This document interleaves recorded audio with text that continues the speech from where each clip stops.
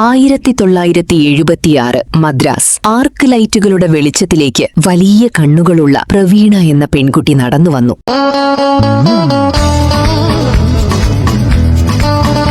K ബാലചന്ദറിന്റെ മന്മഥലീലയായിരുന്നു തുടക്കം. ബില്ലയിലെ രൂപയായും പസിയിലെ കുമുദയായും അവൾ തെന്നിന്ത്യൻ സിനിമയുടെ പ്രിയങ്കരിയായി മാറി. 1980 ഭാമ രുക്മിണിയുടെ സെറ്റിൽ വെച്ച് പ്രവീണ സംവിധായകനും നായകനുമായ കെ ഭാഗ്യരാജിനെ കണ്ടുമുട്ടി. അദ്ദേഹത്തിന്റെ സിനിമാ ഭ്രാന്തും പ്രവീണയുടെ വിനയവും അവരെ പ്രണയത്തിലാക്കി. 1981 അവർ ഒന്നായി. ഭാഗ്യരാജിന്റെ വിജയങ്ങളുടെ തണലായി ആ കൊച്ചുവീട്ടിലെ വെളിച്ചമായി പ്രവീണ മാറി. 1983 വിധി ആ പ്രണയത്തിനുമേൽ കരിനിഴൽ വീഴ്ത്തി. കടുത്ത പനിയെ തുടർന്ന് നടത്തിയ പരിശോധനയിൽ പ്രവീണയ്ക്ക് മാരകമായ മഞ്ഞപ്പിത്തമാണെന്ന് സ്ഥിരീകരിച്ചു. സിനിമയിലെ ഏതു പ്രതിസന്ധിയും തിരക്കഥയിലൂടെ മറികടന്ന ഭാഗ്യരാജിന് പ്രിയപ്പെട്ടവളുടെ ജീവനായി വിധിക്കു മുന്നിൽ യാചിക്കേണ്ടി വന്നു. അതേ വർഷം ഓഗസ്റ്റിൽ ഭാഗ്യരാജിന്റെ കൈകൾ ചേർത്തുപിടിച്ച് വെറും 25-ാം വയസ്സിൽ പ്രവീണ യാത്രയായി. ആ വലിയ കണ്ണുകളും നിഷ്കളങ്കമായ ചിരിയും ബാക്കിവച്ചവൾ മറഞ്ഞപ്പോൾ ചെന്നൈ സിനിമാ ലോകം നിശബ്ദമായി. പ്രവീണ ഇന്ന് അഭിനയത്തിന്റെ ഓർമ്മയല്ല, തെന്നിന്ത്യൻ സിനിമയുടെ മായാത്ത ഒരു നൊമ്പരമാണ്.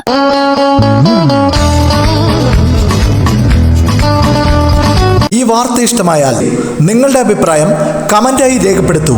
സബ്സ്ക്രൈബ് ചെയ്യൂ സൈബർ വിലാസം മീഡിയ നെറ്റ്വർക്ക്.